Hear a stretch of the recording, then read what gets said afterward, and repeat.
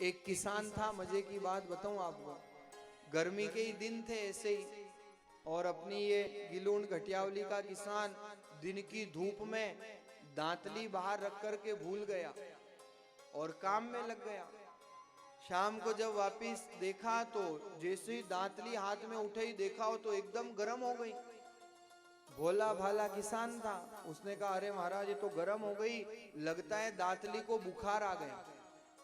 दांतली समझते हो ना, जिससे वो घास काटते हैं। तो ले गया साहब डॉक्टर के पास। डॉक्टर साहब इस दांतली को बुखार आ गया, इसका कुछ उपचार करो, औषधि दो।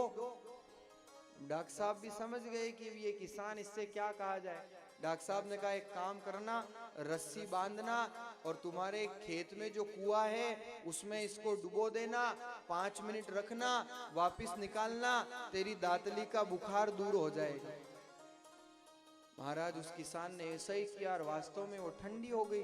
तो उसने कहा वाह, डॉक्टर साहब की दवा तो बड़ी काम की है, और काम कर गई।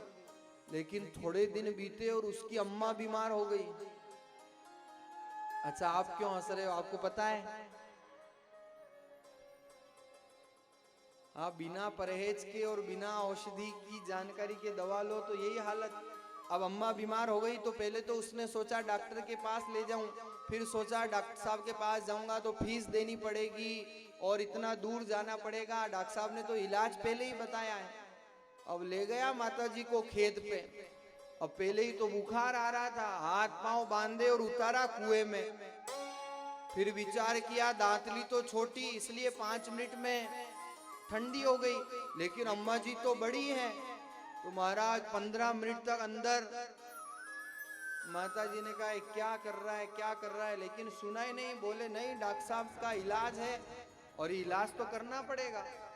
और महाराज 15 मिनट तक जब अंदर डुबाए रखा तो अम्मा जी तो पूरी ठंडी हो गई, परलोक सिधार गई। बाहर निकाला तो देखा माता जी तो अच्युतम केशवम राम नारायण, भगवान के घर गई।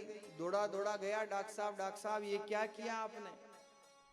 डॉक्टर साहब ने हाथ जोड़े और कहा अरे मैंने उस दांतली के लिए दवा बताई थी, कोई तेरी माताजी के लिए थोड़ी ये दवा बताई थी। तो अर्थ का अनर्थ ऐसे होता है। इसलिए ये भागवत औषधि तो है, लेकिन इस औषधि को प्राप्त करने के लिए पात्रता चाहिए। जब तक पात्रता नहीं आएगी, जब तक हमारे हृदय में इस भागवत को प्राप्त करने की लालसा जागृत नहीं होगी, तब तक ये ग्रंथ फल प्रदान करने वाला नहीं है। इसलिए इस भागवत को औषधि कहा है, जो भवरोग को मिटाने वाली है।